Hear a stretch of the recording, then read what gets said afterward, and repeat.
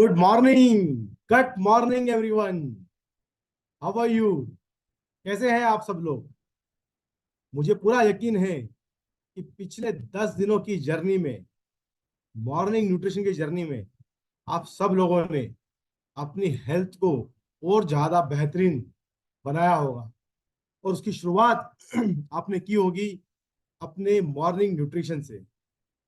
आपने अपने प्रोटीन, आपके मल्टीविटामिन्स और मिनरल्स, फाइबर और गुड फैट की रिक्वायरमेंट को अपनी सुबह में सम्मिलित कर लिया होगा। आपके ब्रेकफास्ट का एक इंपॉर्टेंट हिस्सा ये सारे मैक्रो और माइक्रो न्यूट्रिएंट होंगे। जैसा कि आपने पिछले 10 दिनों में काफी सारी जानकारी, काफी सारा साइंस, काफी सारी अंडरस्टैंडिंग आपने ली है कि ये सारे मैक्रो और माइक्रो न्यूट्रिएंट हमारे लिए क्यों जरूरी है, इनका क्या रोल होता है हमारे शरीर में। और सबसे इंपॉर्टेंट चीज, इन्हें सबसे अगर आपको लेना है तो सब किस समय लें जिससे कि आपको इससे बेहतरीन रिजल्ट मिले, बेहतरीन यूज हो इन सारे मैक्रो और माइक्रो न्यूट्रिएंट का। और आपको पता है सबसे इंपॉर्टेंट जो रूटीन है वो क्या है? आपका सुबह उठना और सुबह उठ के खाली पेट पानी को पीना, राइट। और जब आप सुबह उठ के पानी पीते हैं तो मैंने अपनी लाइफस्टाइल में, क्योंकि कैसे मैं अपने पानी को भी न्यूट्रिशियस बनाऊं, उसका मैंने अपना एक प्रोसेस इजाद किया हुआ है। तो मैं अपना जो वाटर है, जो फर्स्ट मॉर्निंग वाटर है, उसके अंदर अपने फाइबर को, न्यूट्रलाइट फाइबर को ऐड करके रखता हूँ। सो दैट कि जैसे ही मैं सुबह उठूं मैं सबसे पहले वो पानी पीऊं जो कि ऑलरेडी न्यूट्रिशियस हो चुका है विद द फाइबर। और आपने ये भी देखा जब हमारे सेशंस हुए फाइबर के ऊपर, कार्बोहाइड्रेट में, कि कैसे फाइबर का एक बहुत इंपॉर्टेंट रोल है आपकी गट के हेल्थ को, गट के बैक्टीरिया को हेल्दी बनाने में। क्योंकि फाइबर क्या है? आपके गट के बैक्टीरिया का खाना है। तो बिफोर, जिससे पहले कि मैं अपने आप को कुछ और दूं, मैं इंश्योर करता हूं कि मेरे गट के बैक्टीरियाज को उनका खाना मिल जाए। और उसके बाद ऑफ कोर्स मेरी जो रूटीन है वो शुरू होता है प्रोटीन से, डेली मल्टीविटामिन मल्टी मिनरल से, और हेल्दी फैट ओमेगा के साथ। तो मैं आपसे पानी के ऊपर क्यों चर्चा कर रहा हूं? क्योंकि आज का जो टॉपिक आने वाला है वो उसी इंपॉर्टेंट न्यूट्रिएंट का हिस्सा होने वाला है जो कि हाइड्रेशन है। बट बिफोर हम उस टॉपिक पर जाएं, I would like to invite doctor Shyam Ramakrishnan on the stage. Doctor Shyam Ramakrishnan जो है वो डायरेक्टर हैं इनोवेशन एंड साइंस के इंडिया और साउथ ईस्ट एशिया के। डॉक्टर श्याम की पीएचडी है टेक्सास यूनिवर्सिटी से, और उन्होंने अपना पोस्ट डॉक्टरल फेलोशिप किया हुआ है हार्वर्ड मेडिकल स्कूल से। और रोज सुबह आकर वो हमें इतने शानदार टिप्स देते हैं जिसके लिए कि मुझे लगता, आई एम श्योर कि हम सब लोग अ, बिल्कुल ईगरली वेट कर रहे होते हैं कि आज क्या नया नॉलेज मिलने वाला है। तो मैं उस नॉलेज के लिए डॉक्टर श्याम को इनवाइट करूंगा। Doctor Shyam, over to you. Thank you Arjun and नमस्कार, गुड मॉर्निंग सबको मेरे तरफ से। अर्जुन, आपके हैबिट्स सुनकर मैं तो बहुत खुश हो गया। मुझे पता था कि आपका हैबिट्स, मुझे मुझे ये नहीं पता था कि आप फाइबर पानी में डालकर पीते हैं। That's a great idea. मैं तो वो तो शुरू करने वाले अभी। तो मेरा हैबिट्स है सिर्फ गर्म पानी पीना, वो है मेरा फर्स्ट स्टेप। पर लेकिन आपका हैबिट बहुत शानदार है, बहुत पसंद लगा मुझे। थैंक यू अर्जुन जी, आपका इंट्रोडक्शन से। आप आज आज है एक वेरी इंपॉर्टेंट टॉपिक, हाइड्रेशन। और हमारे साथ है विवेक पराशर, जो हमें आज हाइड्रेशन के बारे में बताएंगे। लेकिन जरा इंट्रोडक्शन कर दो विवेक का। विवेक है इनोवेशन साइंस के लीडर, एनालिटिकल एनालिटिकल लीडर है। वो कहीं तरह वो बहुत एक्सपीरियंस्ड है फूड टेक्नोलॉजी, फूड एनालिसिस में, सप्लीमेंट एनालिसिस में।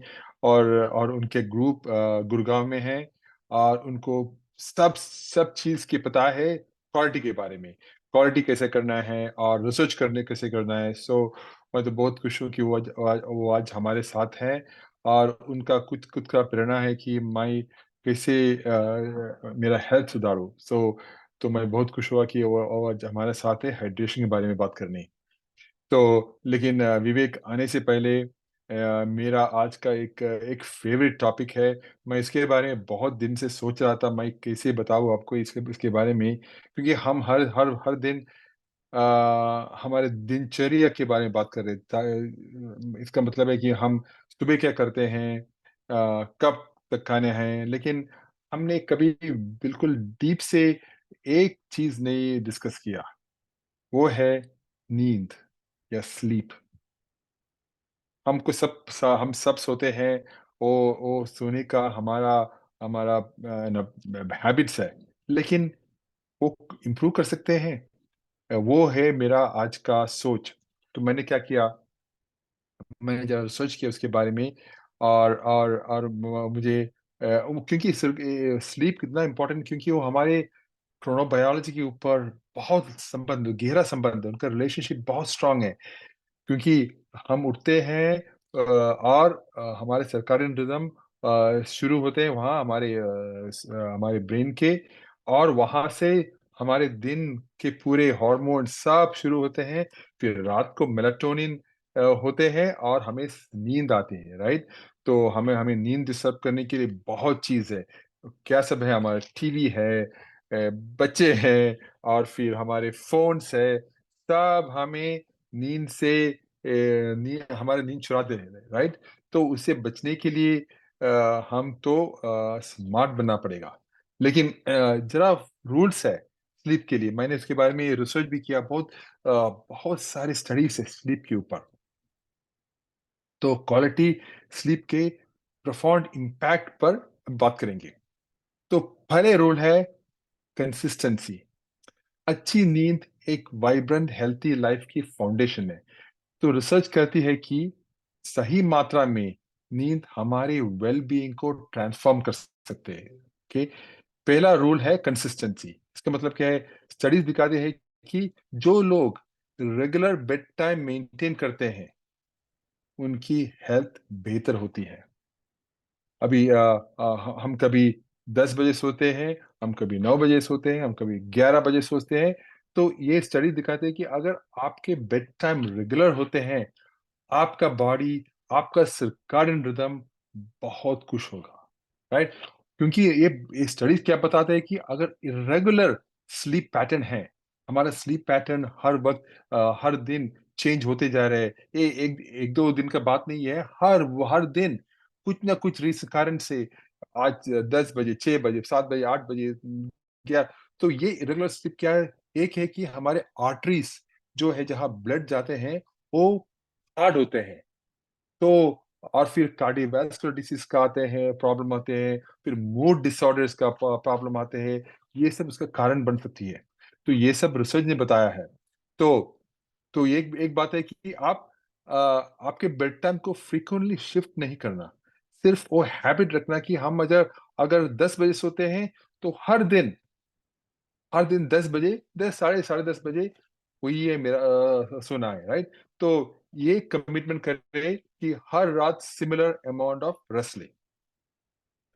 फिर दूसरी बात ये है कि आपके स्लीप एनवायरनमेंट बहुत सारे सारे चीज़ होते हैं। आपका कितना साउंड आते हैं बाहर से, और फिर डार्कनेस, आपका कर्टन्स टाइट है ताकि बाहर से लाइट ना आए। लेकिन एक चीज़ बहुत महत्वपूर्ण है, आपका बेड कैसे है? आपके आपके आप कैसे सो बेड का कितने पुराने हैं, कितना नए हैं, वो है इम्पोर्टेंट। तो एक स्टडी दिखाया था कि अगर आपके बेड मीडियम फर्म, मीनिंग ज़्यादा हार्ड नहीं, ज़्यादा सॉफ्ट भी नहीं, राइट?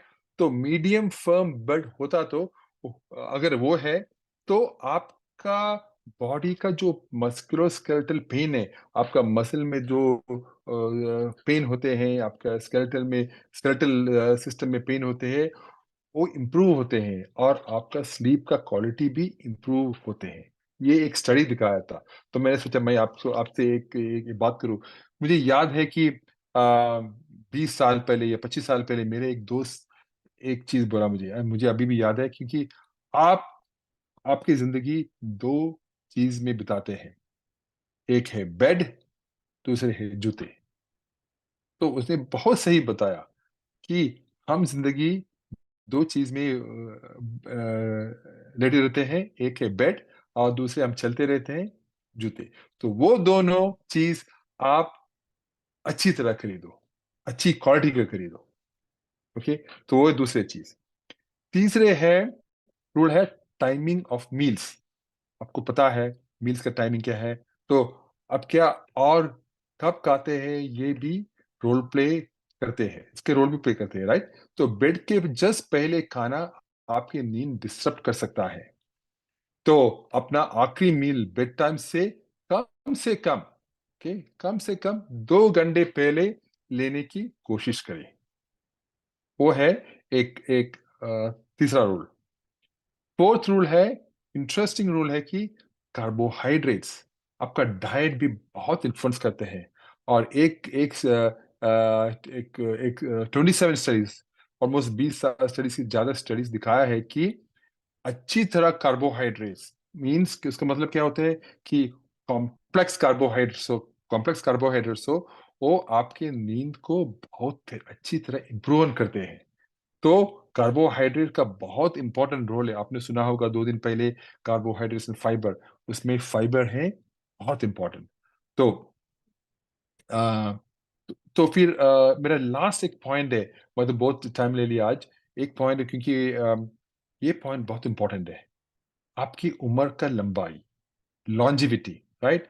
अभी रिसेंट रिसर्च कहती है कि आपकी स्लीप क्वालिटी आपके जीने की उम्र का एक स्ट्रॉन्ग प्रिडिक्टर है। वो बताते हैं कि आपकी क्वालिटी अच्छी नहीं है, आपकी उम्र ज्यादा नहीं है। आपकी क्वालिटी अच्छी है, आपकी उम्र ज्यादा होगा। साइंटिस्ट ने 1 लाख से ज्यादा, 1 लाख से ज्यादा, 170,000 से ज्यादा लोगों का डेटा रिव्यू किया ताकि समझ सके कि आपके स्लीप बिहेवियर्स और हैबिट्स, सिर्फ कितना सोए नहीं, वो नहीं, आपके स्लीप बिहेवियर्स और हैबिट्स आपके हेल्थ, डिसीज रिस्क और लॉन्जिविटी को कैसे अफेक्ट करते हैं, राइट।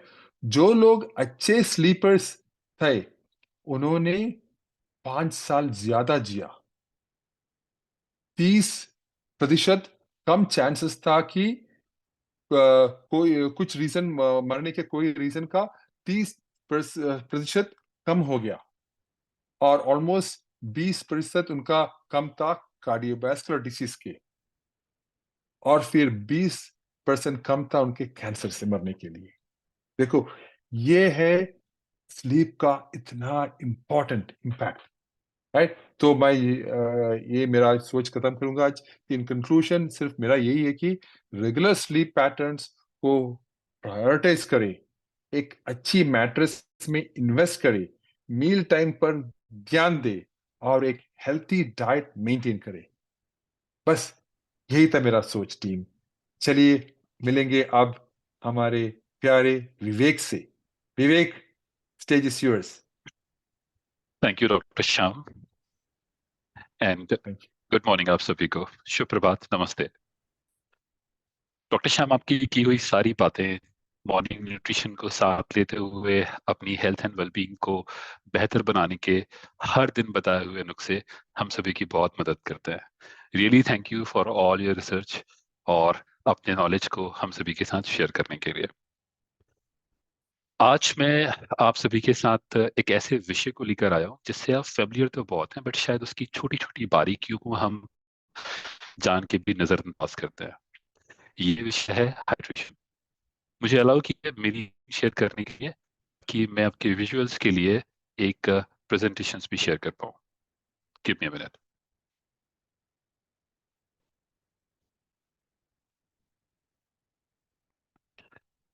मोहित, आप कंफर्म करें मेरी स्क्रीन अगर विजिबल है तो। Yes. या, थैंक यू। यस। तो पिछले कुछ दिनों से आप लोग लगातार सर्कैडियन रिदम और क्रोनोबायोलॉजी, क्रोनो न्यूट्रिशन के बारे में पढ़ रहे हैं।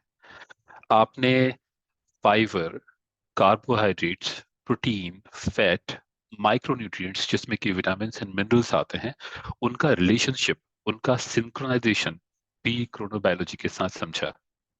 इस पूरे डिस्कशंस में हमने पिछले कुछ दिनों में ये जाना कि अगर हम हमारे न्यूट्रिशन को सुबह के वक्त लेते हैं तो दिन में किसी भी और वक्त के मुकाबले उसका एब्जॉर्प्शन बॉडी में ज्यादा होता है।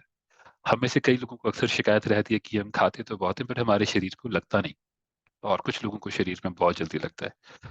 खाना कई बार एक सा खाने के बाद भी हम लोगों के शरीर की मेटाबॉलिक रेट अलग अलग होते हैं, और उसमें खाना खाने के टाइम का बड़ा रोल प्ले होता है। इसीलिए बहुत जरूरी है कि हम अपने खाना खाने के टाइम को नियमित रखें, मॉर्निंग न्यूट्रिशन को बरकरार रखें, और सर्काडियन रिदम को रेस्पेक्ट करते हुए उसके साथ एक सिंक्रोनाइजेशन बिल्ड करते चलें। इन सभी में एक और तत्व जिसे आज हम डिस्कस करने वाले हैं वो है hydration. Hydration, okay okay, first thing is, अच्छा पहले एक छोटी सी डेफिनेशन में फर्क समझते हैं। कई बार हम हाइड्रेशन को पानी समझते हैं और पानी को हाइड्रेशन समझते हैं, या कितना वाटर इनटेक किया। कई बार हमने वाटर इनटेक बहुत किया होता है पर हमारी बॉडी में हाइड्रेशन या हमारी बॉडी में पानी की पर्याप्त मात्रा फिर भी नहीं होती। आज इस पूरे डिस्कशन के दौरान हम ये समझेंगे कि हाइड्रेशन क्यों जरूरी है, हाइड्रेशन के माध्यम क्या है, किस वक्त हाइड्रेशन या किस वक्त हमारे लिए पानी पीना जरूरी है, पानी पीने के फायदे क्या हैं, हम हमारे पानी पीने के तरीके इम्प्रूव करने के साथ साथ हमारी स्लीप को कैसे बेहतर कर सकते हैं, जिसके बारे में आज डॉक्टर श्याम ने भी बात की। आप अपने पॉइंट्स नोट डाउन करते चलें क्योंकि ये लर्निंग्स आपके बहुत काम आने वाली है। सबसे पहला सवाल मेरा ये है कि आर यू ड्रंक इनफ? क्या आपने पर्याप्त मात्रा में पानी पिया हुआ है? वो लोग जो ड्रंक इनफ से उत्साहित हैं उनको मैं बताना चाहता हूँ कि आपकी इवनिंग पार्टी के बारे में नहीं है, ये है दिन भर आपकी पानी की मात्रा जो आपके शरीर में रहती है। प्लीज अपने चैट बॉक्स में मुझे बताइए, अपने चैट बॉक्स के थ्रू ये बताते रहिए कि क्या आप पर्याप्त मात्रा में पानी पीते रहते हैं। रमेश जी ने बताया यस, बहुत बढ़िया। और अगर मैं बात करूं हर उन लोगों के बारे में, अब्दुल्ला जी ने बताया यस, दुर्गा सर ने बताया yes, okay great, good to see these responses. अच्छा, जब हम बात करते हैं कि हम पर्याप्त मात्रा में कोई काम करते हैं, पर से हम पानी पर्याप्त मात्रा में पीते हैं, या हम पर्याप्त मात्रा में एक्सरसाइज करते हैं, या हम पर्याप्त मात्रा में पढ़ाई करते हैं, इस पर्याप्त की परिभाषा क्या है? आप में से कई लोगों के लिए परिभाषा इतनी होगी, आप में से कई लोगों के लिए इतनी होगी। कोई 20 यूनिट को पर्याप्त मानता होगा, कोई 30 यूनिट को पर्याप्त मानता होगा। तो ये सवाल करना और स्टैंडर्डाइज करना बहुत जरूरी है कि पर्याप्त कितना। इस पर्याप्त को अगर हम देखें, सबसे अगेन सेकंड सवाल मैं आपसे पूछना चाहता हूं कि कितना पानी आपके शरीर में पाया जाता है, आपके शरीर का कितना प्रतिशत भाग पानी से बना हुआ होता है? अपने चैट बॉक्स में प्लीज मुझे बताइए, मैं आपके रिस्पॉन्सेज का वेट कर रहा हूँ। ओके, आपने रंजन जी ने बताया 5 लीटर, ओके, ज्ञान दर्शन जी ने बताया 3 लीटर, गुड। हम सभी के लिए, जैसा हमने समझा, हम सभी के लिए पर्याप्त की परिभाषाएं अलग हो सकती हैं। आज हम पूरी डिस्कशंस के दौरान ये भी समझने की कोशिश करेंगे कि कितना पानी या कितना हाइड्रेशन हमारे शरीर के लिए जरूरी होता है। इसके लिए हम समझते हैं कि हमारे शरीर में पानी शरीर के भिन्न भिन्न अंगों में कितनी मात्रा में पाया जाता है। इन जनरल हम ये कहते हैं कि शरीर में पानी लगभग 60 से 80% तक पाया जाता है, जिसमें अगर हम बॉडी के पार्ट्स को डाइसेक्ट कर रहे हैं तो पाएंगे कि लगभग ब्रेन में 73% अमाउंट में पानी पाया जाता है, हमारे हार्ट में लगभग 73% पानी होता है, लंग्स में सबसे ज्यादा पानी लगभग 83% है, और किडनी में लगभग 79, लगभग 80% के आसपास। हमारा शरीर जिसमें मसल्स एंड बोन्स हैं उनमें पाए जाने वाले पानी की मात्रा लगभग 80% और लगभग 20 से 30% है। हमारी स्किन जो कि हमारी बॉडी का अपर सरफेस बनाता है उसमें भी लगभग 64 से 65% पानी है। इस पानी की मात्रा का भी शरीर और उम्र के हिसाब से, और इनफैक्ट डेमोग्राफी के हिसाब से, विश्व के अलग अलग हिस्सों में रहने के हिसाब से परिवर्तन आता है। जैसे जब इन्फेंट होते हैं, जब हम इस धरती पे आते हैं, बच्चे होते हैं, तब लगभग हमारे शरीर में पाए जाने वाले पानी की मात्रा 80% होती है, लगभग 78% होती है। जैसे जैसे हम उम्र में बढ़ते जाते हैं ये पानी की मात्रा का स्तर थोड़ा कम होता जाता है। इसके मूलतः 2 रीजन है, या कह सकते हैं 3 रीजन। जैसे हमारी बॉडी में बड़े होने के साथ बोन्स डेवलपमेंट ज्यादा होता है, मसल मास में भी कमी आती है। जब मसल मास में कमी आएगी तो मसल में हमने क्या देखा, लगभग 80% पानी पाया जाता है। अगर मसल मास कम होगा तो वाटर क्वांटिटी कम होती जाएगी। सेकेंड वन थिंग कि हमारी बॉडी का मेटाबॉलिक रेट बच्चों के मुकाबले स्लो होता है। बच्चे गेम खेलते रहते हैं उनमें हार्मोन्स ज्यादा पाए जाते हैं, उसमें नए उनमें नई यानी स्फूर्ति यानी फ्रेश एनर्जी होती है, जिसकी वजह से उनका मेटाबॉलिक रेट फास्ट होता है और उनका वाटर अमाउंट भी ज्यादा होता है। उम्र के साथ लगभग पुरुषों में ये 7% होता है, वही महिलाओं में लगभग 55% भी हो सकता है। एक बात जाननी बहुत जरूरी है कि एक ऐसा तत्व जो हमारे शरीर का लगभग 60-70-80% हिस्सा बनाता है, क्या वो सच में इतना महत्वपूर्ण है हमारे लिए, या उसके फंक्शंस क्या है, क्यों इतना पानी जरूरी है? तो आप में से हर वो जो साइंस फील्ड है उसने अपनी 10th या 11th क्लासेस में पढ़ा होगा कि इस धरती पर पाए जाने वाले सभी जीव जंतुओं और इवन पेड़, ये सारे सबसे पहली उत्पत्ति जल में हुई। जल से एक कोशिकीय जीव बने, जो बाद में 2 कोशिकीय या 10 कोशिकीय या बड़े बड़े होते गए, और वो जब जल से माइग्रेट होते रहे तो रेप्टाइल बने, जिनमें हम छिपकली या क्रोकोडाइल्स इस तरह के एनिमल्स की बात करते हैं। और जब वो पृथ्वी पे आए या पृथ्वी के सूखे इलाकों में आए तो वहां पे उस एनवायरनमेंट के हिसाब से अपने आप को अडेप्ट करते चले और उनमें डिफरेंट परिवर्तन आते रहे। तो जीवन का सबसे मूल आधार पानी है। और अगर हम हवा की बात करें तो पानी वो दूसरा तत्व है जिसके बिना आप लंबे वक्त तक जिंदा भी नहीं रह सकते। इसीलिए पानी के फंक्शंस को समझना बहुत जरूरी है। बहुत छोटे छोटे फंक्शंस हैं जिन्हें आप डेली बेसिस पे समझते हैं, जानते हैं, बट शायद आपकी कॉन्शियसनेस, आपकी अवेयरनेस में वो नहीं रहते। जैसे आपकी आईज में टीयरी फ्लूइड रहता है, आप कंटिन्यूसली अपनी आईज ब्लिंक करते रहते हैं ताकि आपकी आईज में एक नमी बनी रहे। आपके नोज में म्यूकस होता है, आपके माउथ में सलाइवा होता है जो खाने को डाइजेस्ट करने में आपकी मदद करता है। पानी आपके बॉडी के टेम्परेचर को रेगुलेट करता है।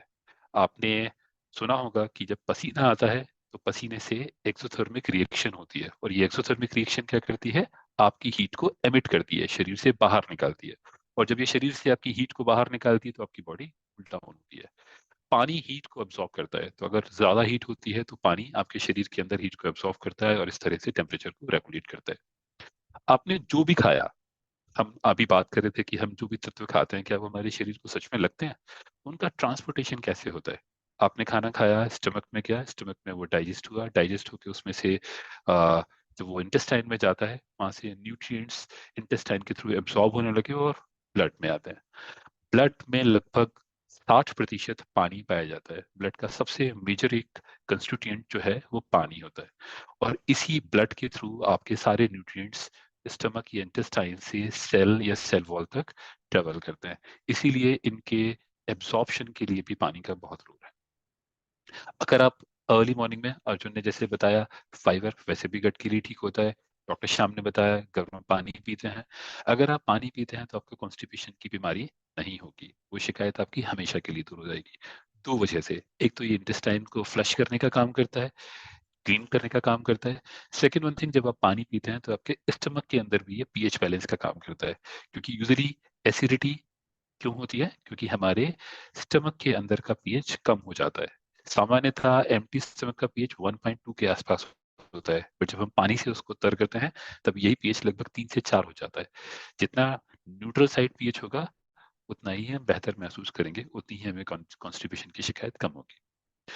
हमारे जितने भी जोड़ हैं, घुटने के जोड़ हैं या खून की जोड़ है, हम कई बार अपने बुजुर्गों से सुनते हैं कि मुझे बात की बीमारी हो गई है, मेरे घुटनों में दर्द होता है। अगर आप एक अर्ली एज से, अपनी छोटी उम्र से ही अगर पानी का सेवन सही समय पे और सही मात्रा में करते रहेंगे तो 2 जॉइंट्स के बीच में पाए जाने वाला फ्लूइड, जिसको साइनोवियल फ्लूइड बोलते हैं, उसकी भरपूर मात्रा बनी रहेगी और दोनों जॉइंट्स के बीच में फ्रिक्शन कम होगा। फ्रिक्शन कम होगा तो उनमें पेन नहीं होगा, आपको आर्थराइटिस की शिकायत नहीं होगी, और आप लंबे वक्त तक चल पाएंगे और हेल्दी रहेंगे। कई और सारे यहाँ पे हमने फंक्शंस लिखे हुए हैं, जिनमें एक और बड़ा फंक्शन है, वो है हार्मोन्स एंड न्यूरोट्रांसमिशंस। हार्मोन्स जो कि लिक्विड्स होते हैं, ये भी पानी से बने होते हैं। यही हार्मोन्स आपके बॉडी की हर एक एक्टिविटी को रेगुलेट करते हैं। आपकी एक नर्व दूसरी नर्व से जुड़ी होती है, इसीलिए शरीर के किसी भी भाग को छुआ जाए आपके माइंड तक सिग्नल पहुंचते हैं। ये सारे सिग्नल्स न्यूरो के थ्रू पहुंचते हैं। ये न्यूरो बॉडी में कैसे होता है, आप जैसे जो लोग साइंटिफिक बैकग्राउंड से हैं वो समझते हैं कि हमने बचपन में पढ़ा हुआ है कि एक सोडियम एंड पोटेशियम पंप होता है जो एक सेल से दूसरी सेल तक अपने कॉन्सेंट्रेशन के थ्रू सिग्नल को पास ऑन करता है। इस पूरी प्रोसेस को जो जहाँ पे हो रही होती है उस एरिया को हम सिनेप्टिक क्लेफ्ट बोलते हैं। तो न्यूरोट्रांसमिशंस में अपनी कॉग्निटिव हेल्थ में भी बहुत काम करता है। अगर आपके न्यूरोट्रांसमिशंस ठीक होंगे, कॉग्निटिव हेल्थ ठीक होगी, तो आपके मूड अच्छे होंगे, आप अच्छा महसूस करेंगे अपने आप के बारे में, अपने आसपास के बारे में, अपनी जिंदगी को बेहतर बनाएंगे। तो पानी जिसे आप हर दिन मुफ्त में पी सकते हैं, उसके बड़े फायदे हैं, सिर्फ समझने की जरूरत है। अगली स्लाइड पे चलते हैं, और जैसे हमने इससे पहले वाली स्लाइड में दिखा था कि हमारे शरीर के भिन्न भिन्न भागों में, भिन्न भिन्न अंगों में पानी की मात्रा डिफरेंट होती है। बट अगर हम किसी भी अंग की एक सबसे छोटी यूनिट को देखें तो वो सेल होती है, जिसे हम हिंदी में कोशिका बोलते हैं। अब इस कोशिका को अगर हम बहुत करीब से देखें, तो अगर कोशिका हाइड्रेटेड है, कोशिका में अगर पानी पर्याप्त मात्रा में है, तो होगा क्या, आपका जो मूवमेंट है, अगर आप फर्स्ट वाली देखेंगे, हाइड्रेटेड सेल, ब्लू वाली सेल को देखेंगे, तो पाएंगे कि इसमें मूवमेंट जो है इनवर्ड एंड आउटवर्ड दोनों साइड है। क्यों? क्योंकि जैसे आप ये समझ के चलिए कि एक प्रोसेस होती है जिसका नाम होता है ऑस्मोसिस, ये इसमें डिफ्यूजन्स होते हैं। तो आपने ब्लड से जो न्यूट्रिएंट्स सेल वॉल तक पहुंचाए, सेल में उनका एब्जॉर्ब होना बहुत जरूरी है। तो डिफ्यूजन के थ्रू ये एक टर्म कहलाता है semi permeability. Now what is this semi permeability? कि सिलेक्टिव, हर चीज को ये सेल वॉल अंदर नहीं आने देगी। एक सर्टेन रिएक्शन या एंजाइमेटिक रिएक्शन के साथ में सर्टेन मॉलिक्यूलर साइज को ये अपने अंदर आने के लिए अलाउ करेगी। तो अगर आपकी सेल वॉल हाइड्रेटेड होगी, तो आपके जरूरी न्यूट्रिएंट्स शरीर के अंदर या आपकी सेल वॉल के अंदर आ पाएंगे और आपकी सेल को एनर्जी मिलेगी। सिमिलरली अगर हम बात करें हमारे श्वसन तंत्र की या हमारे रेस्पिरेटरी ऑर्गन्स की, तो हमारी फेफड़ों से जाने वाली ऑक्सीजन ब्लड के थ्रू ही सेल तक जाती है, और ऑक्सीजन का भी डिफ्यूजन शरीर के अंदर सेल वॉल के थ्रू ही होता है। तो अगर हमारी सेल हाइड्रेटेड रहेंगी, तो ऑक्सीजन भी ठीक मात्रा में अंदर जाएगी। अच्छा, ये oxygen and nutrients cell wall के अंदर तो आ गए यहाँ पे। अब सेल वॉल के अंदर क्या होता है? उसके अंदर पाया जाता है माइटोकॉन्ड्रिया, जो सेल वॉल के अंदर इन सभी न्यूट्रिएंट्स को यूज करती है एनर्जी प्रोडक्शन के लिए। अब जब एनर्जी प्रोडक्शन होगा, तो कहीं ना कोई बाई प्रोडक्ट भी बनेगा। जैसे ऑक्सीजन के यूज करने के बाद कार्बन डाइऑक्साइड बनता है। तो इसमें बोथ साइड मूवमेंट है, इनवर्ड मूवमेंट जहां पे हमने हेल्थी न्यूट्रिएंट्स को इनसाइड भी लिया, और फिर बाद में हमने एक्सक्रीशन भी किया, जहां पे अनहेल्थी चीजें, बाई प्रोडक्ट्स या कार्बन डाइऑक्साइड को सेल वॉल से बाहर निकाला और ब्लड के थ्रू संचालित किया। अब यही चीज समझते हैं हम डिहाइड्रेट सेल के केस में। अब डिहाइड्रेट सेल देखने में बिल्कुल वैसी लगती है जैसे कि हमारे रेजिन्स होते हैं, जैसे किशमिश, बिल्कुल पिचकी हुई, बिल्कुल खराब। उनमें हमने इवन हम हमारे इंग्रेडिएंट्स के बारे में भी कहते हैं कि अगर आप उन्हें गला के या उन्हें अंकुरित करके खाएंगे, तो उनसे ज्यादा फायदा मिलेगा, वो ज्यादा जल्दी बॉडी में एब्जॉर्ब होंगे। क्यों? क्योंकि उनकी सेल वॉल में पानी भर चुका होता है। उनके अंदर सारे न्यूट्रिएंट्स जो डॉर्मेंट स्टेज में पड़े होते हैं, वो एक्टिव हो जाते हैं और आपकी बॉडी को फायदा पहुंचाते हैं। अगर पानी कम होगा हमारी सेल वॉल्स में, तो क्या होगा, हम सिर्फ जैसे किशमिश को पानी में डालते हैं, तो सिर्फ वो पानी को एब्जॉर्ब करती रहती है लंबे वक्त तक। तो डिहाइड्रेटेड सेल बहुत लंबे वक्त तक सिर्फ बाहर से पानी और न्यूट्रिएंट्स को एब्जॉर्ब करते रहेंगे, उनका टू वे ट्रांसमिशन नहीं होगा, टू वे ट्रांसफर नहीं होगा। तो हम हमारी बॉडी से बहुत सारी गंदगियां बाहर नहीं निकाल पाएंगे। इस सिचुएशंस में हम कमजोर महसूस करेंगे, बुरा महसूस करेंगे, हमारे मूड भी खराब होंगे, हमारा मेटाबॉलिक रेट भी खराब होगा, और हमारी ओवरऑल परफॉर्मेंस खराब होती है। इसीलिए पानी का जरूरी होना, या पानी का एक निश्चित मात्रा में हमारे शरीर में होना बहुत जरूरी है। अगली स्लाइड पे चलते हैं, जिसमें हम ये समझने की कोशिश करेंगे कि वाटर हमें किन किन सोर्सेज से मिलता है। एक तो वो जो हम पानी पी लेते हैं, जिसमें हम डायरेक्टली हमने पानी कंज्यूम किया और हमारी बॉडी हाइड्रेटेड महसूस कर रही है। दूसरी बात है फूड, जैसे आप फल खाते हैं, सब्जियां खाते हैं, आप हरी सब्जियां, तरकारी खाते हैं घर पे, इवन जो अनाज खाते हैं, एक निश्चित मात्रा में पानी होता है। तो लगभग आपके शरीर का 35 से 40% पानी इंटेक आपके फूड से भी होता है। और कई बार आप मेटाबॉलिक वाटर, अच्छा ये मेटाबॉलिक वाटर थोड़ा सा नया टर्म होता है कई लोगों के लिए, बट जैसे आप समझें कि कार्बोहाइड्रेट की सबसे स्मॉलेस्ट यूनिट क्या है, ग्लूकोज। अब ये ग्लूकोज क्या होता है, जब ज्यादा मात्रा में होता है, तो ये ग्लूकोज आपके शरीर में ग्लाइकोजन की फॉर्म में डिपॉजिट हो जाता है, जिसे आप बाद में एनर्जी के रूप में यूज कर लेते हैं। ये जो ग्लाइकोजन के फॉर्म में जो जो जनरेट जो जो शुगर या ग्लूकोज जमा होता है, ये हाइड्रोलिसिस की वजह से होता है। इसमें से एक पानी का मॉलिक्यूल अगर हम ग्लूकोज से बाहर निकालते हैं, तो ये कंडेंस मॉलिक्यूल में कन्वर्ट हो जाता है और ग्लूकोजन बन के आपकी बॉडी में जमा हो जाता है। तो इस तरह की मेटाबॉलिक रिएक्शंस के थ्रू भी थोड़ा सा पानी जनरेट होता है, जो होता है बहुत कम क्वांटिटी में। जैसे हमने यहाँ पे अगर देखा तो लगभग 5 से 10% पानी। तो इस तरह से ये एक हमने एक जनरल फिगर बताने की कोशिश की है कि पानी का इनटेक या हाइड्रेशन आपकी बॉडी कहाँ कहाँ से रिसीव करती है। बट जिस तरह से शरीर शरीर एक ऐसी मशीनरी है, दुनिया की सबसे कॉम्प्लेक्स और सबसे सुंदर मशीनरी है जो भगवान ने बनाई है। जितना हम इनटेक कर रहे होते हैं उतना ही हम बाहर एक्सक्रीट भी कर रहे होते हैं। तो पानी का बहुत बड़ा अमाउंट, हम लगभग 60 से 70% भाग पानी का यूरिन के थ्रू बाहर निकालते हैं। हमारे स्टूल में भी लगभग हम 2 से 3% पानी बाहर निकालते हैं। उसके अलावा हम पसीने के रूप में पानी बाहर निकालते हैं। तो शरीर में जितना पानी आ रहा होता है उतना ही पानी लगभग लगभग बाहर जा रहा होता है। यही वजह है कि जब पानी का यूटिलाइजेशन हमारे शरीर में जिस तरह से होता है, पानी का लॉस हमारे शरीर से जिस तरह से होता है, इसी वजह से हमें प्यास भी लगती है ना। एक बड़ी मजेदार बात है प्यास को लेके। शरीर में आपके दिमाग में एक छोटी सी सेल पाई जाती है जिसे हम हाइपोथैलेमस बोलते हैं, जो कि पिट्यूटरी ग्लैंड से बिल्कुल लगी होती है। अब ये जो पिट्यूटरी ग्लैंड से लगी हुई हाइपोथैलेमस है, ये आपकी भूख और प्यास दोनों को नियंत्रित करती है। मजेदार बात इसमें यह है कि कई बार हमें लग रही होती है प्यास, बट हम मान के चल रहे होते हैं भूख, क्योंकि खाना खाने में मजा आता है, हमारी जुबान को स्वाद आता है, तो हमारे सेंसेशंस हमें अट्रैक्ट करते हैं कि ओके खाने ही खा लेते हैं। तो कई बार आपको भूख लग रही होती है और आप कंफ्यूज हो रहे होते हैं कि सॉरी प्यास लग रही होती है और आप कंफ्यूज हो रहे होते हैं कि आपको भूख लग रही होती है और आप खाना खाते रहते हैं। किसी न किसी वजह से लगभग 30 से 40% की वाटर इनटेक आपकी फूड की वजह से भी होती है। तो थोड़ा बहुत आपको पानी भी मिल जाता है, तो आप अपने आप को और कॉन्फिडेंट महसूस करते हैं कि हाँ शायद मुझे सच में भूख ही लग रही थी। ये कन्फ्यूजन्स के कंसिक्वेंसेस बहुत खराब हैं, इनके परिणाम बड़े खराब हैं। जैसे आप एक तो डिहाइड्रेशन आपको होने लगेगा। अगर आपको डिहाइड्रेशन होने लगेगा तो आप जो खाना खाएंगे, खाना खाने से मिलने वाले पानी के साथ साथ आप कैलोरी इनटेक बहुत कर लेंगे। अगर आपका कैलोरी इनटेक ज्यादा होगा तो आप वेट गेन भी करेंगे। आप अपने ब्रेन सिग्नल्स को मैनिपुलेट करना शुरू कर देंगे, क्योंकि आपका ब्रेन आपको सिग्नल दे रहा होगा पानी के और आप खा रहे होंगे खाना।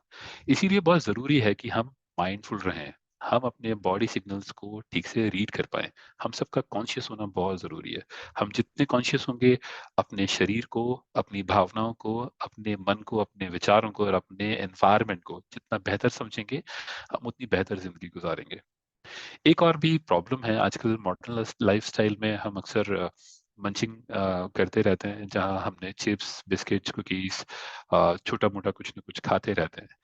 इस तरह के खाने से भी हम हमारे डाइजेस्टिव जूसेस को कंटिन्यूअसली रिलीज करते रहते हैं और हमें भूख लगातार लगती रहती है। कई बार आपने देखा होगा कि जिन दिनों आप खाना ज्यादा खा रहे होते हैं उन दिनों आपको भूख भी ज्यादा लग रही होती है, क्योंकि आपके डाइजेस्टिव जूस उन दिनों में ज्यादा निकल रहे होते हैं। इस तरह से आप ओवरवेट हो जाते हैं, आप कंटिन्यूअसली डिहाइड्रेशन के शिकार हो जाते हैं, आपका कैलोरी इंटेक बढ़ जाता है। और इसको दूर करने के लिए, इस कंफ्यूजन को दूर करने के लिए मेरे पास 4 ऑप्शंस हैं। इन चारों ऑप्शंस को बहुत ध्यान से सुनिए और समझें।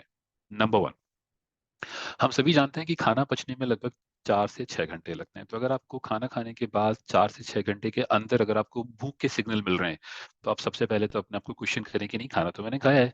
खाना खाने के बाद अगर ये सिग्नल्स हैं तो निश्चित ही पानी के होने चाहिए, और उस समय आप लगभग 1 गिलास पानी पिएँ और 15 से 20 मिनट वेट करें।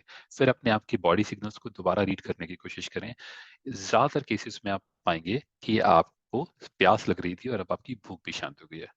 कई बार ये न्यूट्रिएंट्स की कमी की वजह से भी होता है। कई बार हम खाना तो बहुत खा रहे होते हैं बट हमें न्यूट्रिएंट्स नहीं मिल रहे होते। जैसे अर्जुन ने अपने डिस्कशंस में बीच में बताया कि आप लोग न्यूट्रिएंट्स का लेना भी बहुत ज़रूरी है। तो जब न्यूट्रिएंट्स नहीं होते तो आपके शरीर में कोई ना कोई एक फंक्शन ठीक काम नहीं कर रहा होता, और जब ये फंक्शन ठीक काम नहीं कर रहे होते तो आपको एक इंटरनल मेंटल हंगर भी फील होगी। आप पेट से तो भरे होगे बट आपको कहीं ना कहीं फील रहेगा कि यार कुछ कमी है, और आप शायद उस कमी को पूरा करने के लिए खाना खाते रहेंगे। पानी पिएंगे, आपके ये सारे कन्फ्यूजन्स दूर होंगे। रेगुलर हाइड्रेशन के लिए आप अपने पास में एक पानी की बोतल जरूर रखें। ये पानी की बोतल आपको फायदा देगी क्योंकि आप लगातार थोड़ा थोड़ा पानी पीते रहेंगे। माइंडफुल ईटिंग, अच्छा ये बड़ा बड़ा बड़ा पसंदीदा टर्म है। मेरी एक फ्रेंड के साथ मेरी बात हो रही थी और उसने कहा कि यार खाना खाने का मन कर रहा है। तो मैंने से कहा खाना तो थोड़ी देर पहले ही खाया था, कहने लगा हाँ वो पेट तो भरा हुआ है बट मेरा मन कर रहा है। एंड समहाउ बिकॉज वो एक साइंटिफिक कम्युनिटी से आता है, तो वो कहता है कि अरे ये तो माइंडफुल ईटिंग है, मतलब मेरा मन कर रहा है, मेरा मन कहता है खाने का, यही माइंडफुल ईटिंग है। नहीं, माइंडफुल ईटिंग का मतलब है हम कॉन्शियस हैं अपनी बॉडी से मिलने वाले सिग्नल्स को पढ़ने में और समझने में, जब आप आपकी बॉडी जब थकी होगी तो आपको सिग्नल देगी, बताएगी कि आप थके हुए हैं और आप आराम करना चाहेंगे। प्यास, भूख, थकान, नींद, ये आपकी सारी बॉडी के सिग्नल्स हैं। आप अपनी बॉडी के सिग्नल्स को ठीक से पढ़िए, अपने आप को डिस्ट्रैक्शन से बचाइए और ध्यान दीजिए कि आपकी ज़रूरतें क्या हैं। एक बड़ा अच्छा एक और एग्जाम्पल है, जब मैं कॉलेज के वक्त में या स्कूल के वक्त में मैं एनसीसी में हुआ करता था, उस समय इतने सेशंस नहीं होते थे, हमें इतनी अवेयरनेस भी नहीं थी, बट उस समय हमें हमारे सेशंस के दौरान या हमारी ड्रिल के दौरान ये बताया गया कि बड़ा अच्छा तरीका है पानी। यूजुअली लोग मानते हैं कि 8 से 10 ग्लास पानी पीना चाहिए, बट उसमें बताया गया कि आप अपने यूरिन करते वक्त अपने यूरिन के कलर को देख लें। अगर वो कलर आपका येलो आ रहा है तो आप पानी कम पी रहे हैं। अगर आपकी यूरिन का कलर पेल येलो या वाइट है तो आप पानी पर्याप्त मात्रा में पी रहे हैं। तो कुछ छोटे छोटे सिग्नल्स हैं, आप अपने आप को रीड करते चलें, ये आपकी काफी मदद करेंगे ये जानने में कि सच में आप भूखे हैं या प्यासे। अच्छा, अब अभी हमने थोड़ी देर पहले बात की कि पानी कितना। तो एक इंस्टीट्यूट जो कि हैदराबाद में है जिसका नाम है नेशनल इंस्टीट्यूट ऑफ न्यूट्रिशन, ये भारत के आरडीएस रिकमेंडेड डेली अलाउंसेस को डिफाइन करता है। किसी भी प्रोडक्ट, चाहे वो अनाज हो, दालें हों या कुक्ड फूड हो या वाटर हो, उन सभी की न्यूट्रिटिव वैल्यूज क्या होती हैं, उनकी एनालिसिस करके स्टैंडर्ड एस्टेब्लिश करता है। तो एनआईएन की रिपोर्ट के हिसाब से वो कहता है कि लगभग 8 से 12 ग्लास पानी हमें पीना चाहिए। ये एक जनरल स्टेटमेंट है जो पूरी इंडियन पॉपुलेशन के लिए दिया गया है, बट इसमें भी और फर्दर कैटेगराइजेशन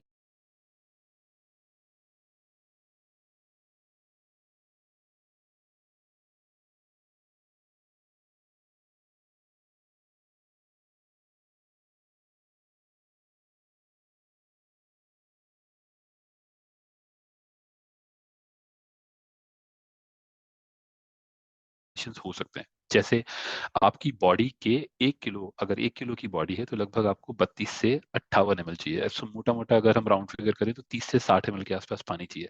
मतलब अगर आपका वजन 100 किलो है तो आपको लगभग 3 लीटर से लेके 6 लीटर तक की पानी की जरूरत है। एवरेजिंग भी करें तो लगभग 4.5 से 5 लीटर पानी आपको पीना चाहिए। विमेन्स के लिए यही क्राइटेरिया लगभग 27 to 52 है, राइट। अच्छा, इसी के साथ में एक चीज और आपके लिए समझने वाली है कि एक इंसान जो कि एसी चैम्बर में बैठ के अपने ऑफिस के दिन भर काम करता है, जिसकी फिजिकल मूवमेंट बहुत कम है, एक इंसान जो शायद रोड पे काम करता है, मेहनत करता है, या एक स्पोर्ट्स मैन जो रात को या दिन में गेम खेलता है, ऐसे लोगों की पानी की रिक्वायरमेंट अलग अलग हो सकती है। तो जब हम बात करेंगे 8 से 12 ग्लास पानी की, ये मिनिमम रिक्वायरमेंट है। लगभग इतना पानी, लगभग 2 से 3 लीटर पानी आपको पीना ही है। इसके अलावा आप अपने सिग्नल्स, जैसे हमने माइंडफुल रीडिंग या माइंडफुल ईटिंग की बात की, या हमने बात की अपने यूरिन कलर से चेक करने की, उस तरह के इंडिकेटर्स के थ्रू आप ये इवेल्युएट करते चलें कि आपको और पानी की जरूरत तो नहीं है। ये इंश्योर करना सिर्फ आपकी जिम्मेदारी है कि आप पूरी तरह से हाइड्रेटेड हैं। अपने पानी को कुछ दिन पहले फिर अर्जुन की बात मुझे याद आई। अर्जुन ने अपने शुरुआती इंट्रोडक्शन टाइम पे कहा था कि हमें हमारे पानी को खाने की तरह खाना चाहिए। इसका एक्चुअली मतलब क्या है, इसी को अगर हम फोर्थ पॉइंट से भी रिलेट करना चाहें तो टेक सिप, है ना, वर्सेस चगिंग। हम जैसे पानी को ग्लास लिया और गट गट करके पूरा पानी पी गए, ये बड़ी गलत हैबिट है। नंबर वन, इससे बॉडी बैलेंस खराब होता है। सेकंड वन थिंग, ये बॉडी में जो फ्लूइड बैलेंस है, फुल फ्लूइड का एक सर्टेन पीएच भी होता है, तो हम बॉडी के फ्लूइड के पीएच बैलेंस को भी खराब करते हैं। कई बार ये हमारी किडनी को ओवर प्रेशराइज भी करता है, क्योंकि इसको आप बिल्कुल ऐसे समझ सकते हैं जैसे कि बारिश के दिनों में पूरे महीने भर बारिश नहीं हुई, किसी एक दिन बारिश हुई और झमाझम बारिश हुई, सारा पानी नलियों के थ्रू बह गया, आपकी जमीन ने उसको एब्जॉर्ब कुछ भी नहीं किया। पर अगर आप यही पानी रोज थोड़ी थोड़ी मात्रा में, बारिश हो, हल्की हल्की बूंदाबांदी हो, तो आपकी धरती में ये पानी एब्सॉर्ब होगा। तो जब आप पानी सिप करके पीते हैं, थोड़ा थोड़ा पानी थोड़े वक्त के बाद पीते हैं, तो आपके शरीर को ज्यादा लगता है, शरीर में ज्यादा एब्सॉर्ब होता है और ये वेस्ट नहीं होता। किडनी पर भी लोड कम पड़ता है। इसी तरह से आप अपने पानी के साथ साथ अपने फ्रूट्स एंड वेजिटेबल्स के इंटेक को खाने में बढ़ा सकते हैं, तो खाने से मिलने वाले हाइड्रेशन की भी पर्याप्त मात्रा आपको मिलती रहेगी। एक बड़ा अच्छा फैक्ट है कि जब हम बात करते हैं हाइड्रेशन की, तो हाइड्रेशंस में सोर्सेज क्या क्या हो सकते हैं। क्या पानी एक लौता सोर्स है? तो नहीं। कई लोग हाइड्रेट, कई लोग कोल्ड ड्रिंक्स जाके पियेंगे और कहेंगे कि हम तो हाइड्रेट हो गए। मेरे फ्रेंड ने बड़ी अच्छी बात बोली, वो बोला कि मैं छोटे छोटे पैक बनाता हूँ, उसमें अल्कोहल कम होता है तो मेरा पानी इंटेक बढ़ जाता है। No, all these things are not good. ये सारे हमें बहाने अपने आप से दूर करने होंगे। हमें समझना होगा कि अल्कोहल आपको डिहाइड्रेट करता है, ना कि हाइड्रेट। हमें समझना होगा कि ये जो एरिएटेड ड्रिंक्स हैं, जिनको आप सोडा बोलते हैं, कोला बोलते हैं, ये आपके शरीर के लिए ठीक नहीं। शुगरी ड्रिंक्स, कई सारे फ्रूट जूसेस भी जो मार्केट में आजकल मिलते हैं, वो शुगरी ड्रिंक्स होते हैं। बड़ा अच्छा फैक्ट है, जैसे आप लोग तो एक हेल्थ एंड वेलनेस कम्युनिटी से आते हैं, आप लोग प्रोडक्ट्स के लेबल्स को रीड करना शुरू करें। अगर आप एप्पल जूस पीते हैं तो आप एप्पल जूस के पीछे एप्पल कंटेंट को देखें। लगभग 15% एप्पल जूस होता है, बाकी लगभग 85% उसमें पानी होता है। अगर आप क्रैनबेरी जूस जो आपको मार्केट में मिलता है उसे देखेंगे उसकी बॉटल पे, तो लगभग 20 से 25% क्रैनबेरी जूस होता है, लगभग 75 से 80% उसमें पानी होता है। तो आप एक्चुअली पानी पी रहे होते हैं। और आप ये भी सरप्राइज करें कि पूरे इंडिया में किसी भी कोने में किसी भी सीजन में अगर आप ये ड्रिंक्स पी रहे हैं, इनका स्वाद एक ही आता है। क्यों? क्योंकि ये बहुत हाईली प्रोसेस्ड होते हैं। ये हाईली प्रोसेस्ड हाइड्रेशन के मेथड्स ठीक नहीं है, आपको इन्हें अवॉइड करना चाहिए। आपको क्या करना चाहिए? सबसे बेहतर और दुनिया में यूनिवर्सल डाइल्यूएंट या यूनिवर्सल सॉल्वेंट या यूनिवर्सल ड्रिंक क्या है? पानी। पानी पीना चाहिए। पानी की अगर आपको एंटीऑक्सीडेटिव कैरेक्टरिस्टिक्स बढ़ाने हैं तो आप पानी को इन्फ्यूज कर सकते हैं, कभी नींबू से, कभी खीरा से, कभी और सारे फल काट के डाल सकते हैं। ये आपका डिटॉक्स वाटर जो आजकल हम कहते हैं। अगर आपको इलेक्ट्रोलाइट से फिल्ड पानी पीना है, आप कोकोनट वाटर पी सकते हैं। आप वेजिटेबल्स के और फ्रूट्स के जूसेस बनाकर पी सकते हैं। बट हाँ, इस बात का ध्यान रखें कि जब भी आप ये हरी सब्जियों के या फलों के जूस बनाएं तो इनको फिल्टर ना करें, क्योंकि इनके फिल्टर करने से आप इनके फाइबर कंटेंट को बाहर निकाल देते हैं और उनकी सारी की सारी खूबियों को आप बाहर निकाल देते हैं, जो ठीक नहीं। तो ज़रूरी है ये याद रखें कि अगर जब भी आप पहले तो फ्रूट्स को ऐसे खाने की कोशिश करें, बट अगर आप जूस भी पीना चाहते हैं तो एटलीस्ट फिल्टर ना करें। इसी बात को हमने समझाया 3 डिफरेंट कलर से, जो कि हमारे ट्रैफिक सिग्नल्स हैं, कि ग्रीन चॉइसेस जिनके लिए फुल गो अहीड है, उनमें है water, fruit, infused water, butter milk, coconut, या butter milk is a very good option, butter milk. और वहीं पे हमने रेड लिस्ट में क्या लिखा हुआ है कि हमारे स्पोर्ट्स ड्रिंक विद शुगर, हमने स्पोर्ट्स ड्रिंक के साथ शुगर, शुगर वाला अगर कोई ड्रिंक है, शुगरी ड्रिंक्स, हमें उन्हें अवॉइड करना चाहिए। अच्छा, एक चीज और है, ये एक कई बार हम जूसेस को ठीक मानते हैं, ये एक बड़ा मिथ है कि प्रोसेस ये पैकेज्ड और अच्छी क्वालिटी के टेट्रा पैक वाले जूसेस लेंगे तो ये बेहतर होते हैं और ये बेहतर ऑप्शन है। नहीं, ये मिथ है, ये इसे हमें बस करना बहुत जरूरी है। क्योंकि अगेन हमने पहली स्लाइड में बात की कि इनमें शुगर कंटेंट ज्यादा होता है, फिल्ट्रेशन की वजह से इनमें फाइबर कंटेंट भी कम होता है। और जब इसमें फाइबर बचा नहीं तो इनमें बचेगा क्या? कई बार हम ये मान के चल रहे होते हैं कि जूसेस तो न्यूट्रिएंट रिच होते हैं, बट आपको ये मानना होगा कि जितने जूसेस फ्रेश होंगे उतने ही न्यूट्रिएंट रिच होंगे। ओवर द टाइम विटामिन जो है वो डिग्रेड होते जाते हैं, इनकी शेल्फ लाइफ कम होती जाती है। तो मानो कि आज एक फ्रेश जूस में 100 यूनिट विटामिन ए है, तो आज से 1 महीने बाद वो शायद 70 रहे, या 3 महीने बाद शायद वो 50 रहे, या हो सकता है 6 महीने बाद वो आते आते ना भी रहे। तो जितने पुराने आप जूसेस लेते रहेंगे उतने ही उनके अंदर न्यूट्रिएंट लॉस होते जाएंगे डिग्रेडेशन की वजह से। तो एक्चुअली में आप ले क्या रहे हैं? आप सिर्फ कैलोरीज ले रहे हैं, शुगर ले रहे हैं, ना आपने फाइबर लिया, ना आपने न्यूट्रिएंट लिया। तो इस तरह का ड्रिंक्स आपको अवॉइड करना होगा, आपको यहाँ पे माइंडफुल होना पड़ेगा। हमने भी थोड़ी देर पहले बात की थी कि हाइड्रेशन चार्ट, तो या यूरिन एक अच्छा सिग्नल हो सकता है। आप इस चार्ट को हमेशा रेफर करें। इनिशियल 3 लाइन जो है, जहाँ पे हम पेल येलो कलर या बिल्कुल लगभग ऑफ वाइट कलर से बात करते हैं, अगर आपकी यूरिन का कलर लगभग ऐसा सा होता है, आप ये मान सकते हैं ये आपको एक फर्स्ट प्रिलिमिनरी सिग्नल है जो आपको बताता है कि आप ठीक से हाइड्रेटेड है। अगर आपकी यूरिन का कलर डार्क होता जाता है या 4 to 8 की रेंज में किसी भी रेंज में फॉल करता है, तो आपको समझना होगा कि आप ठीक से पानी नहीं पी रहे हैं और आपके शरीर में पानी की कमी है, जिसे आपने इम्प्रोवाइज करना होगा। राइट? अच्छा, जब हम इतनी सारी बात कर रहे हैं हाइड्रेशन हाइड्रेशन हाइड्रेशन, तो एक चीज, हाइड्रेशन का अपोजिट क्या है? हाइड्रेशन का अपोजिट है डिहाइड्रेशन। डिहाइड्रेशन क्या होता है? गर्मियों के दिनों में हमें लू लग जाती है, लूज मोशंस होने लग जाते हैं, पानी में शरीर की कमी हो जाती है, शरीर में पानी की कमी हो जाती है स्पोर्ट्स के दौरान पसीने की वजह से। ये सारी प्रोसेसेस कहलाती हैं डिहाइड्रेशन। अच्छा, इनमें सिम्टम्स क्या क्या होते हैं? जैसे आप मुझे चैट बॉक्स में अगर बता सकें कि डिहाइड्रेशन के वो सिम्टम्स, अभी तो गर्मियों के सीजन चल रहे हैं, आप में से किसी ने कोई रिसेंटली एक कुछ सिम्टम्स आइडेंटिफाई किए हैं, तो प्लीज मुझे उनके बारे में जरूर बताएं। या please, I am just waiting for your responses here. Nice. Yes. Rightly said. तो बेसिकली डिहाइड्रेशन के जो सिम्टम्स हैं उनमें सबसे पहला थर्स्ट, प्यास लगना, बड़ा बेसिक सा सिम्टम्स है, कई बार हम उसको रीड नहीं कर पा रहे होते, बट हमें कॉन्शियस रहना होगा। दूसरा, हमें थकन होगी, हम जल्दी जल्दी थक जाएंगे, हमारा चूंकि मेटाबॉलिज्म ठीक नहीं होगा। हमने सेल वॉल स्ट्रक्चर के टाइम पे क्या पढ़ा था, ये क्या देखा था कि सेल वॉल सिकुड़ जाएंगी, उनका मेटाबॉलिज्म कम हो जाएगा। जब मेटाबॉलिक रेट कम हो जाएगा तो एनर्जी कम मिलेगी, तो आप थका हुआ महसूस करेंगे। अगर आपकी सेल वो सिकुड़ने लगेंगी तो क्या होंगे, मसल क्रैम्प्स आने शुरू होंगे, आपको बीच बीच में मसल क्रैम्प्स आएंगे और आप परेशान रहेंगे। आपका यूरिन कॉन्सेंट्रेशन हाई हो जाएगा, आपको हीट स्ट्रोक, इन दिनों गर्मियों में अगर आप कहीं पे भी बाहर जाएंगे तो आपको हीट स्ट्रोक ज्यादा लगेंगे।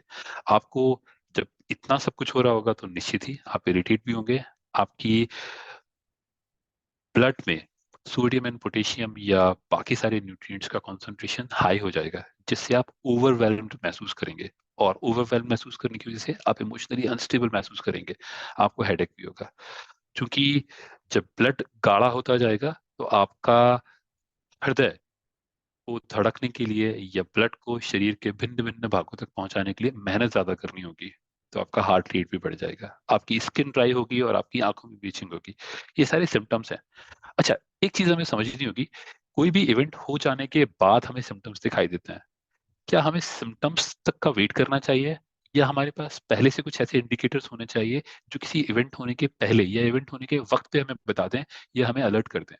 तो अब हम बात करेंगे इंडिकेटर्स की। ये इंडिकेटर्स सिम्टम्स भी हैं, और अगर हम अर्ली स्टेज में इन्हें रीड कर पाते हैं तो ये हमारे इंडिकेटर्स हैं। पहला इंडिकेटर क्या है, थर्स्ट, प्यास, है ना। ये भी एक बड़ा तथ्य है कि जब तक आपको प्यास लगती है तब तक लगभग आप अपने बॉडी वेट का 2% फ्लूइड ऑलरेडी खो चुके होते हैं, तभी आपको प्यास लग रही होती है। आपके शरीर में हाइपोथैलेमस के पास जो पिट्यूटरी ग्लैंड है, वो एक डायूरेटिक, एंटी डायूरेटिक हार्मोन या एक लिक्विड सिक्रेट करती है, जो आपको बताती है, जो आपकी प्यास को रेगुलेट करती है, ये बताती है कि आप प्यासे हैं। बट ये एटीएच रिलीज कब होता है, जब बॉडी में ऑलरेडी पानी लॉस होना शुरू हो चुका होता है। तो आपने बहुत जरूरी है इस बात को समझना कि ये इंडिकेटर्स एंड सिम्टम्स आपको बहुत लेट बताते हैं। इंडिकेटर्स फिर भी काफी अर्ली ऑन, अगर हम कंपैरिजन करें सिम्टम्स से, तो काफी अर्ली ऑन आपको अवेयर करते हैं। आपको हल्की सी थकान और पसीना, ये आपको अवेयर करते हैं, आपको जगाते हैं कि आपके शरीर में पानी की कमी हो रही है, आप इस पानी की कमी की पूर्ति को जल्दी से जल्दी पूरा करें। अच्छा, हाँ, अब तक हमने बात की कि पानी हमें क्यों जरूरी है, हाइड्रेशन और पानी में क्या रिलेशन है, हमने सेल वॉल का स्ट्रक्चर देखा, पानी के भिन्न भिन्न भागों में वाटर कंटेंट कितना होता है वो देखा, हमारे सोर्सेस क्या हो सकते हैं, कहाँ से हम अपने आप को हाइड्रेट कर सकते हैं, डिहाइड्रेशन क्या होता है, डिहाइड्रेशन के नुकसान क्या होते हैं। बट अब तक हमने शायद ये नहीं पढ़ा कि पानी को, when do you think we should drink water. इसका भी आप मुझे उत्तर प्लीज बताइए। क्या हमें सुबह पानी पीना चाहिए, या दोपहर में पानी पीना चाहिए, शाम को पानी पीना चाहिए, या रात में पानी पीना चाहिए?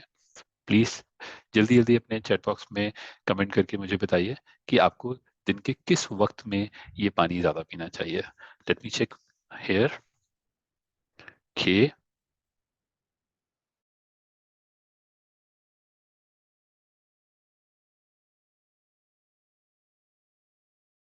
दिन में पी सकते हैं, या हमें पानी दिन भर पीना चाहिए, हमें से कई लोगों ने ये भी कमेंट किया हुआ है।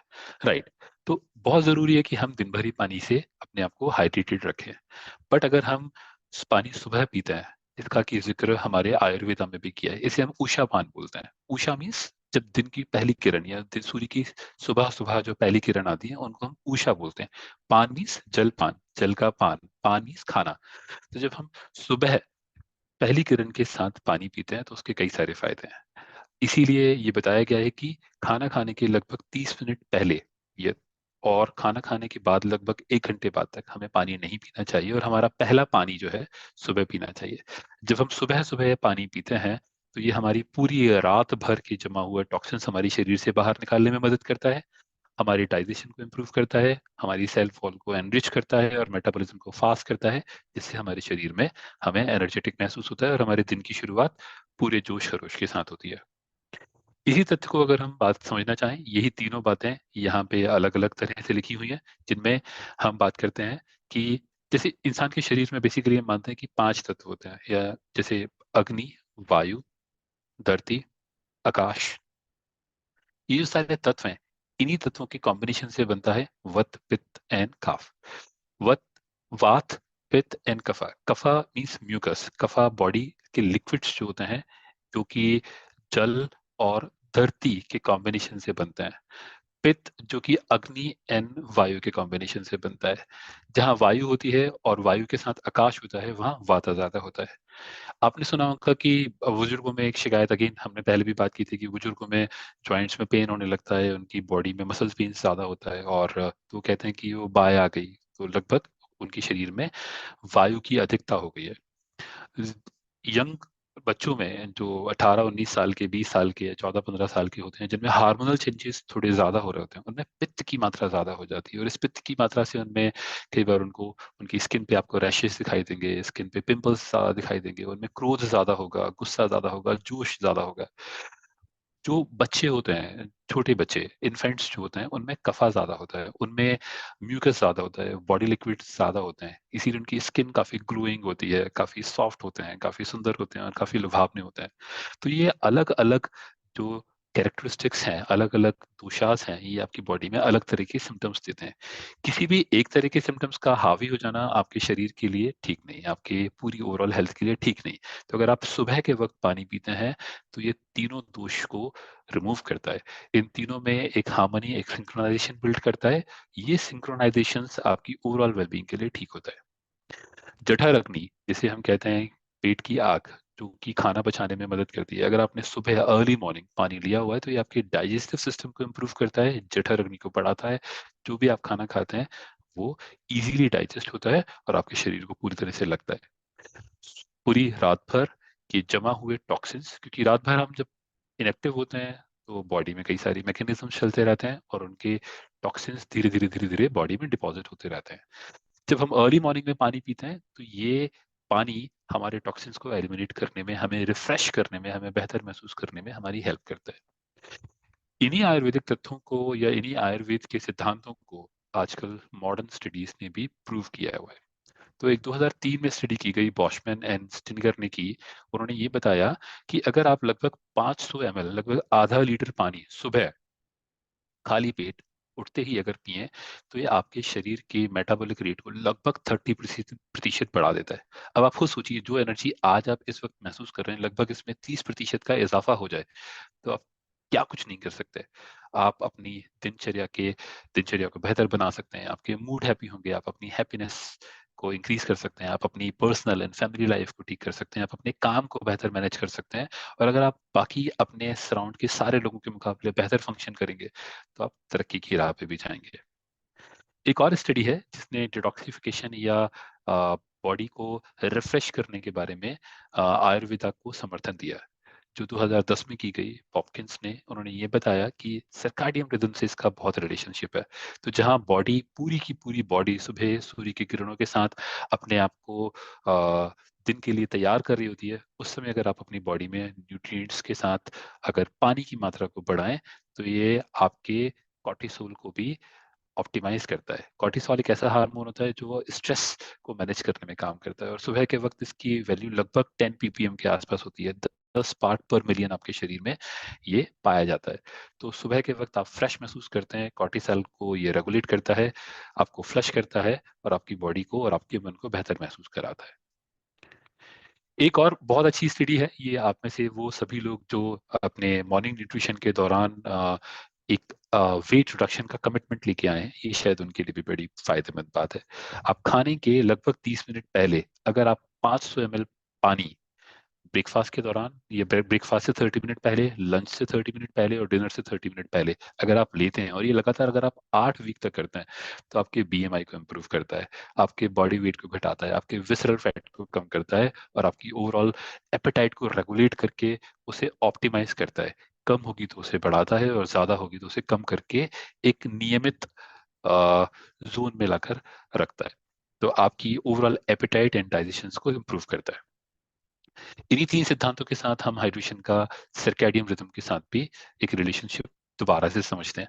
अभी हमने पिछली काफी सारी स्लाइड्स में बात की कि दिन की शुरुआत के वक्त जब हमें एनर्जी की सबसे ज्यादा जरूरत है, जब हम बॉडी की नेचुरल साइकिल के साथ अपने दिन की शुरुआत करते हैं, उसी समय पानी का क्या जरूरत है, क्योंकि पानी हमारे मेटाबॉलिज्म को बढ़ाता है, हमारे एक्सक्रिएशंस को इम्प्रोवाइज करता है, हमारी बॉडी से टॉक्सिन्स को रिमूव करता है, बॉडी के टेम्परेचर को रेगुलेट करता है, हमारे कॉग्निटिव हेल्थ को, हमारे न्यूरो ट्रांसमिशंस को भी सपोर्ट करता है।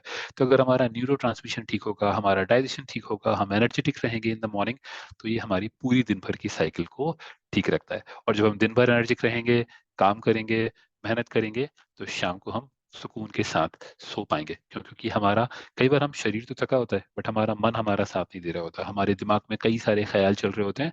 क्योंकि जब आप प्यासे होते हैं, जब आपके शरीर में पानी की कमी होती है, जब आपके शरीर में तत्वों का कॉन्सेंट्रेशन ज्यादा होता है ब्लड में, तो आपका क्या होता है, आप ओवरवेल्म महसूस करते हो। हमने पहले भी बात की, आप जब ओवरवेल्म महसूस करते हो तो कई सारे इमोशंस और कई सारे ख्याल आपको पीछे से सराउंड करते रहेंगे, जिनकी वजह से आप सोना तो चाहोगे बट आप सो नहीं पाओगे।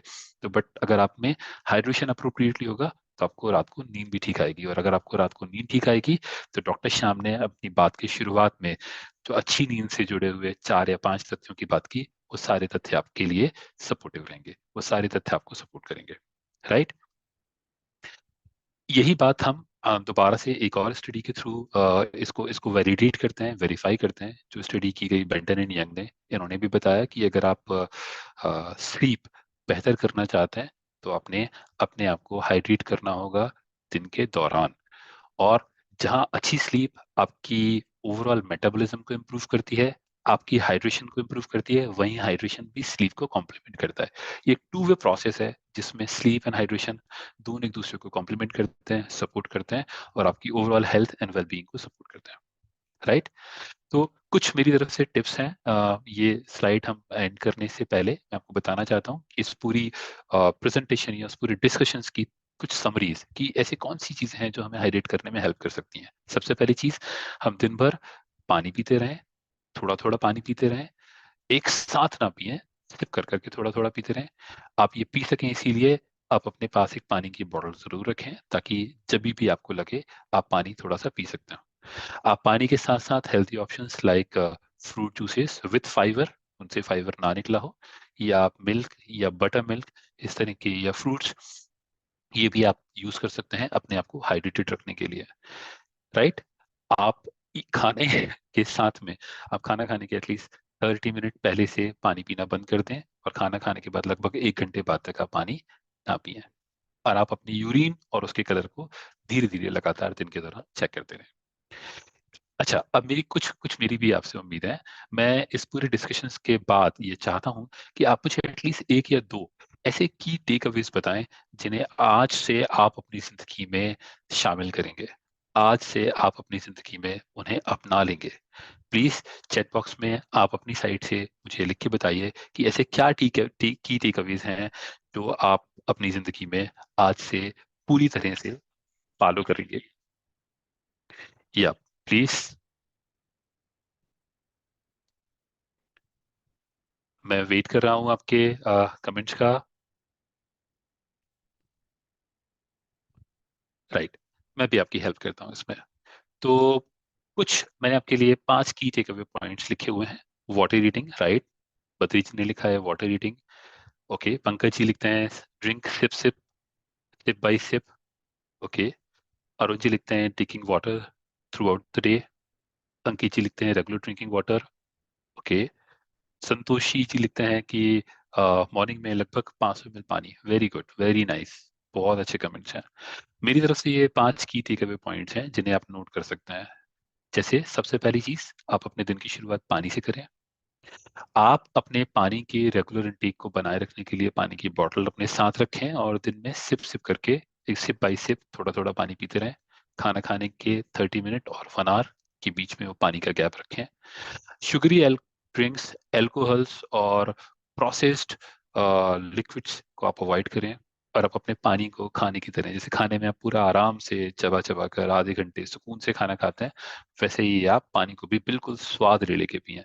सच में अगर आप पानी को आराम से सिप बाई सिप पियेंगे, आंख बंद करके महसूस करके देखें, पानी में आपको बड़ा स्वाद आएगा। तो आप अपने पानी को लगभग खाने की तरह इस्तेमाल करें। इसी के साथ आज के दिन की ये एक बहुत, इस सेशन के अंत में एक बहुत अच्छी प्रैक्टिस जो फॉलो की जाती है, जिसमें हम हर दिन एक नई आदत सीखते हैं।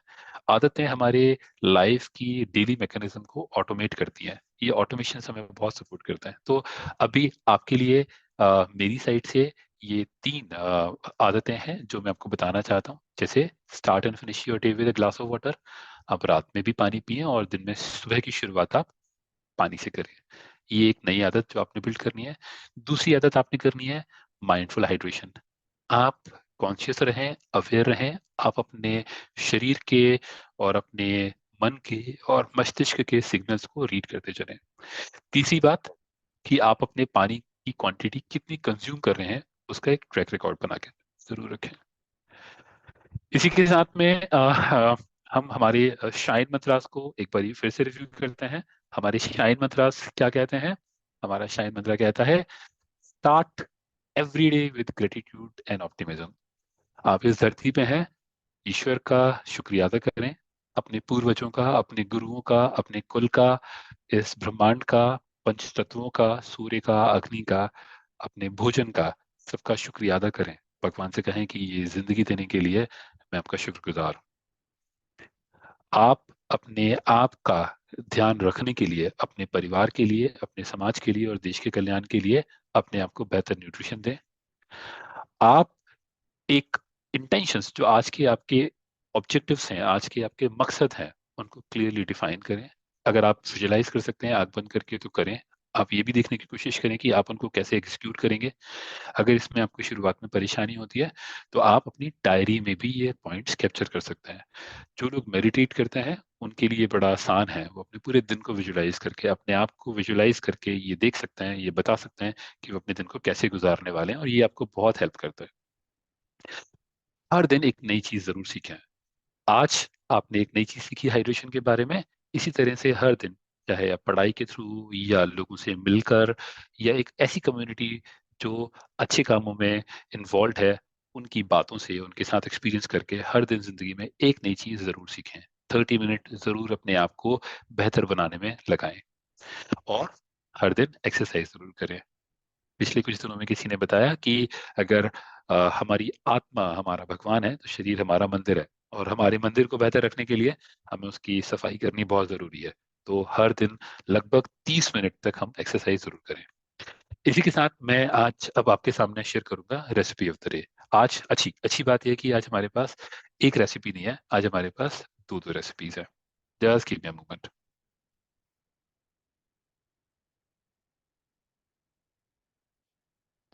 तो पहली रेसिपी का नाम है आलमंड सेफ्रन लस्सी। लस्सी गर्मियों के दिनों में लस्सी बहुत फायदेमंद है, ये प्रोबायोटिक की तरह प्रोबायोटिक है।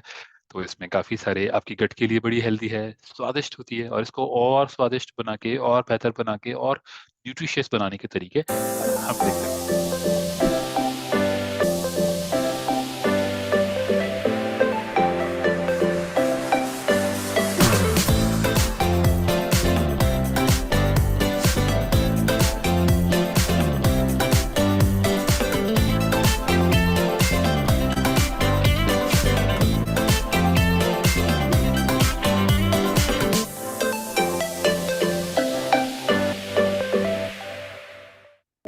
Here we go.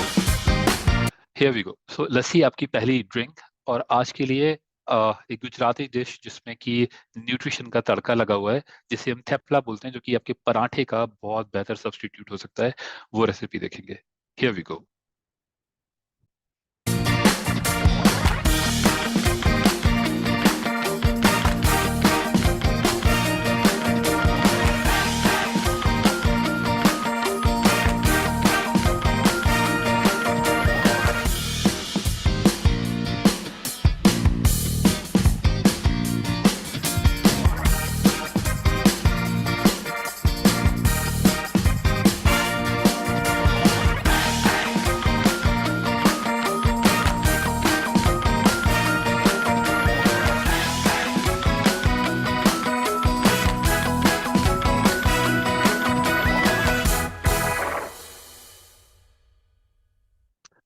अच्छा, एक बात आपने ध्यान